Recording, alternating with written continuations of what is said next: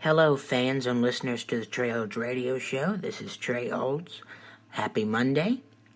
I hope you're having a great Monday. My guest today is actress and voice actress Miss Melissa Leebaert. Stay tuned. My first question to you is, how did you become an actress and a voice actress? How did you get your start in the industry?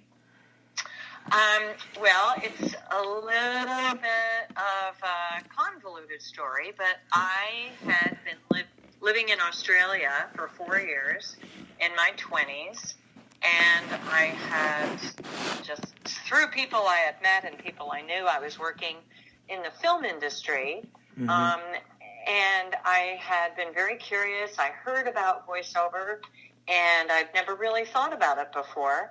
I was interested in acting, and I ended up taking a course in a very good broadcasting school. And it was while I was in that broadcasting school that I really started to love what it took to act with your voice. And I was doing character voices and just practicing, learning. And it was during that period that I got the attention of the radio station manager, and he, somebody in the city of Adelaide, the city I lived in Australia, actually needed an American voice, which was a little unusual. They needed somebody who could kind of do a Marilyn Monroe type voice, and they recommended me, and it was something brand new, but I was very excited.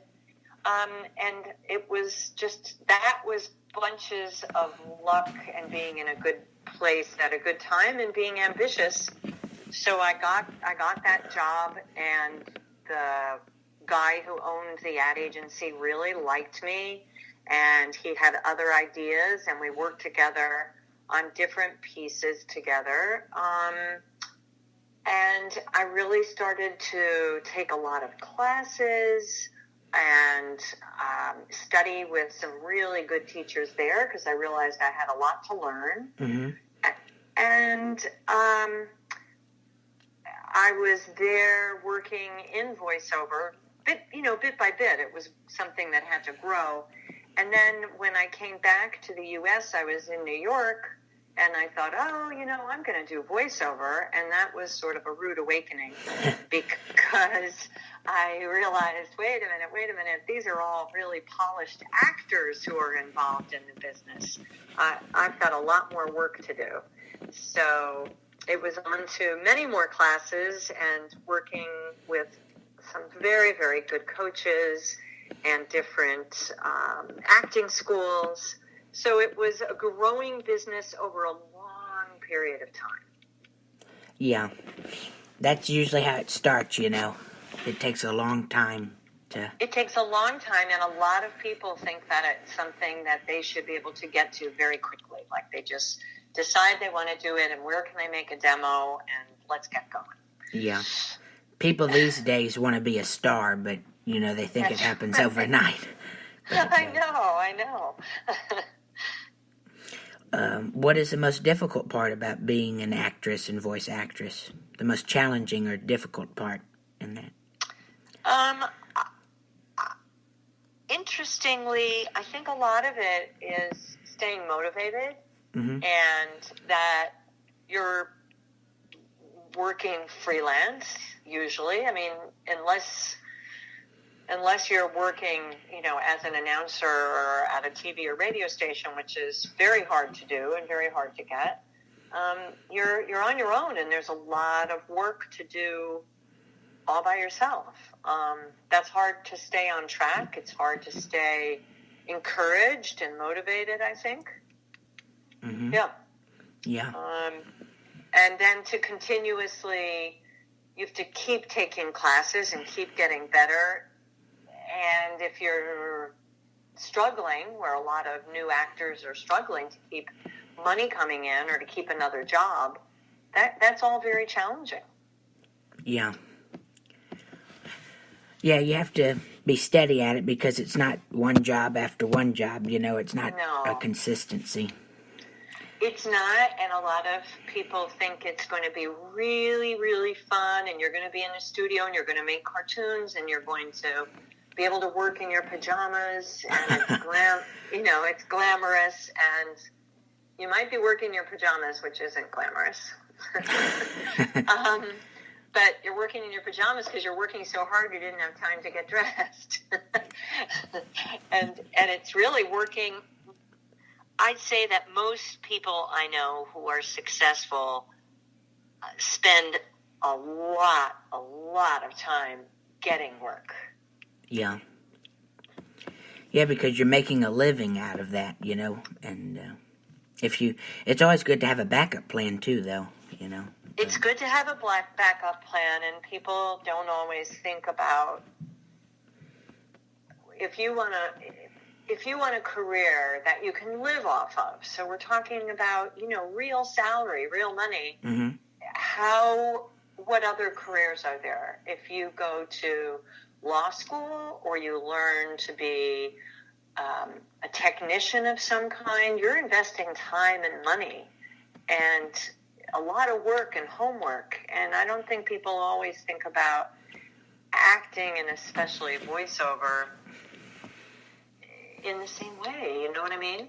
Yeah. Yeah, people these days, they think it's fun, it just not really, they think it's easy, they don't think it's a lot of hard work. Right, and if they're seeing people on YouTube who are successful, they don't know that might have taken them 20 years or 10 years to get there. Oh, yeah. So, yeah. Do you have any upcoming projects as in voiceovers or acting? When the phone rings. Me too, yeah, that happens to me too, yeah. Well, a lot of the reality is when the phone rings, right? Mm-hmm. And then there'll be periods of time where maybe I'm working on a series, something like that, where I've worked on series for Discovery, National Geographic, and then this is a 10-episode series or a 5-episode series or 20-episode series, and you know that over the next few months you're going to be working regularly. Mm-hmm. That's really great. I do a lot of political ads, so during political seasons, as we call them, then it's very busy. You don't really know what a day is going to look like. Yeah. But it's going to be very busy. Yeah. And each time you get a different job, it's always a new adventure, it's always something different. Absolutely. That's a great way of putting it, because it is, and you have to be very open and flexible. And it's about relationships too, don't you think? Yeah. Mm-hmm. So being available to people, but not giving yourself away for free. Yeah. Have you done theater acting? Are you a stage actress, or do you just primarily do voiceovers? I have done some theater and improv and true stories told live type of things. Mm-hmm. And I do some on-camera work. Predominantly, voiceover has been my focus. And it's the area that I felt I had to focus on to be able to live the kind of life I wanted and be able to raise a child and be a mom.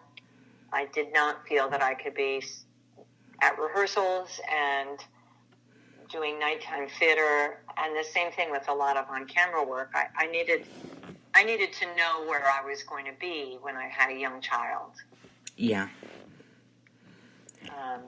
And voiceover, although very intense, and there'd certainly be times that I didn't know my schedule, it was a lot easier to take, if I had to, take a child to a session and have somebody watch him or bring a babysitter with me than if I was doing a whole full day on camera or doing stage.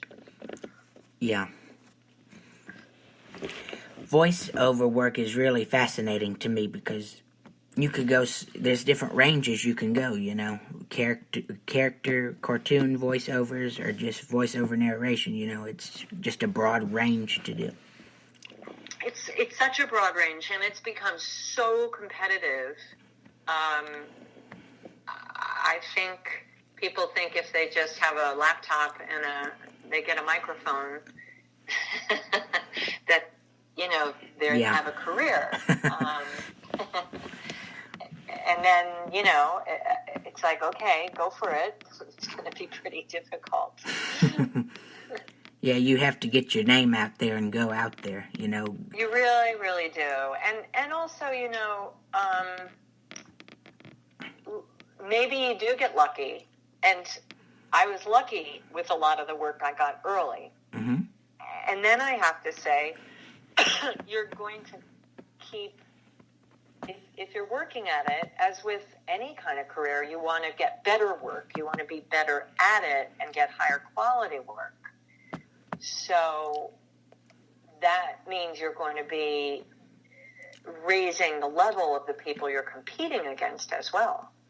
Yeah.